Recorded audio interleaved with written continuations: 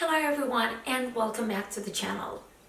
I'll start this video with one simple question. How do you handle money issues in English? Well, you don't have to answer my question right away, but one thing's for sure, that I'm going to help you through my jam-packed video to expand your vocabulary, and not just that, to make you feel more prepared when time comes for you to talk money issues. Because in this video, you're going to get phrasal verbs, adjectives, and lots of other phrases to, like I said, enrich your vocabulary. So, are you ready? Let's get us going. But before we do that, we jump right into it. Please don't forget to hit my subscribe button down below with notifications so you never miss a lesson. Well, to start us off, I have this phrasal verb, really important that you need to know. It's to live on. To live on. Mind the pronunciation. You know how much focus I put on it. So to live on means to have the particular amount of money for you to be able to buy the things that you need to live. For example, can you live on 5 euros a day? What do you think? Number 2, get by. Get by. Another phrasal verbs that means that you have just right money or enough money for you to be able to live, but not more, or to manage to live with what you have. And my example is the following. When one parent is jobless, then it's very hard for the family to get by. At number 3, we have this idiom, to make ends meet, which means to be able to pay for the things that you need in life, but no more than that. I mean, you can hardly afford to buy anything else except for the bare necessities. Well, and my example is looking back into my childhood. One of this classmates of mine, there was this classmate that would be so hardworking and so conscientious, and me looking up to him. But you could tell from his appearance, from his belongings, that his family could barely make ends meet. Number 4 is another expression, to make a stretch, which means to have enough money to pay for things.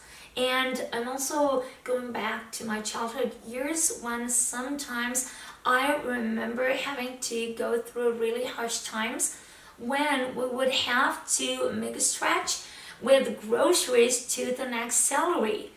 So this means that we would have to save up on the groceries so that they last to the next time when we got more money to buy the next groceries. And the same thing goes for the next expression, to do a stretch out with things in general, with things to eat, with groceries.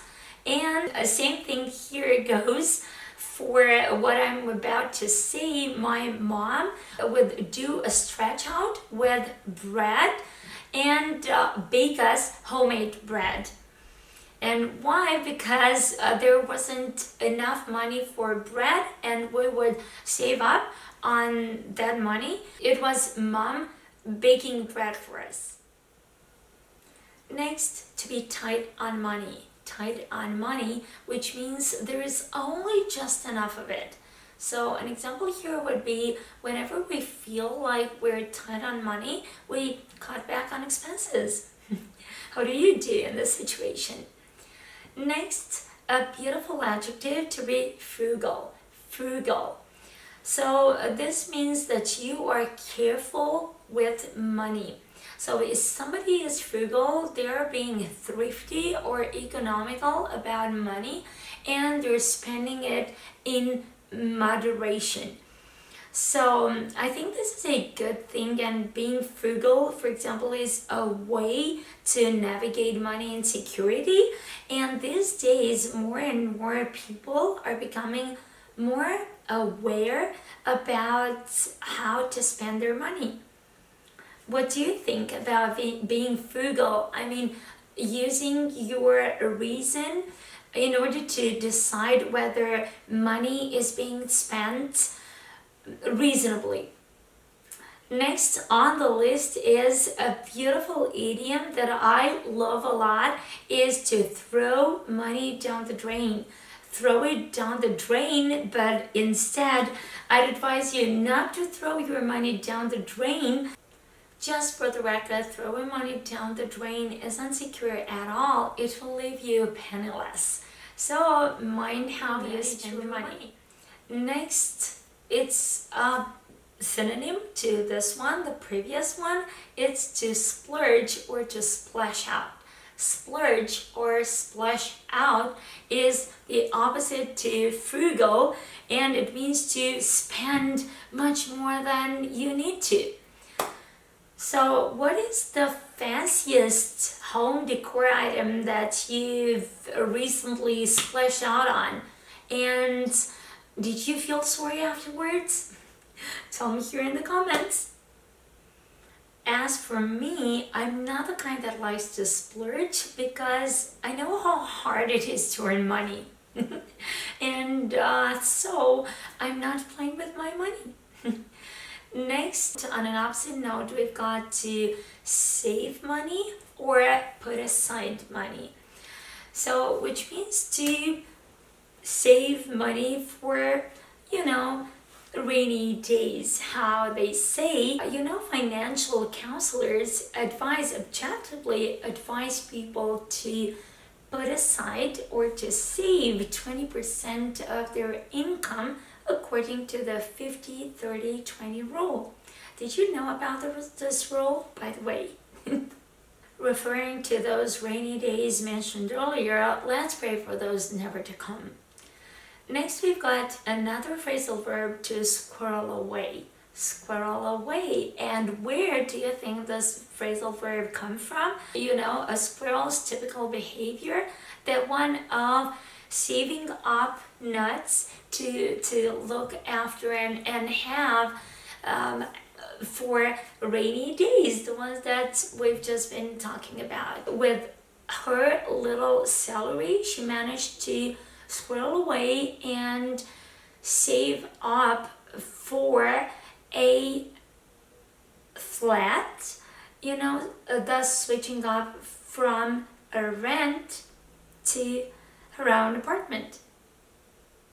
And finally, the last phrasal verb and vocabulary that I have for you today is to skimp on. To skimp on, which means to not use enough money or resources for doing something which will affect quality. And I'm saying here that it's the opposite to frugal, because when you skimp on things, it will show in the final result of that thing, and it means you being economical to your disadvantage. I think that if you're thinking of doing up your kitchen to make it look good now, for a makeover for the Easter cleaning, make sure you don't skimp on paint, because that will show, I'm sure of it. So, what is it that you last skimped on and it definitely showed? Well, this being said, I'm done, and I hope you found today's video useful, and for that you'll be able to give me a like, comment, and also subscribe. Also be sure to browse through my entire channel. Maybe other videos will come in handy for you and your English progress. With this said, I'm going to see you right here on my channel next time. Thanks for watching. Bye for now.